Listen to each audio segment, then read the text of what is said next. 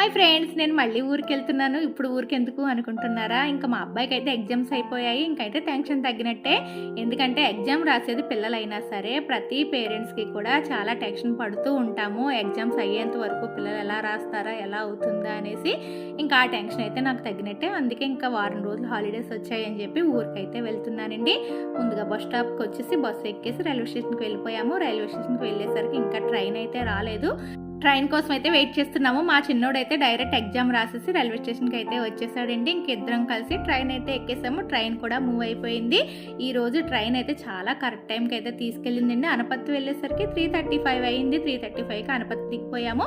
తర్వాత మళ్ళీ auto stand దగ్గరికి వెళ్ళి ఆటో ఎక్కేసి ఊరికైతే వెళ్ళిపోయాను. ఇంక ఊరికి వెళ్ళేసరికి అమ్మ అయితే నాకు తినడానికి అన్నీ రెడీ చేసిందనమాట. నాకు ఇష్టం అని చెప్పి వాటర్ మిలన్ అలాగే ఆమ్లెట్ అన్నీ కూడా రెడీ చేసింది. అయితే ఇప్పుడు ఊరు రావడానికి ఒక కారణం ఉంది. ఆ కారణం ఏంటి అనేది నెక్స్ట్ వీడియోలో మీతో షేర్ చేసుకుంటాను. By by.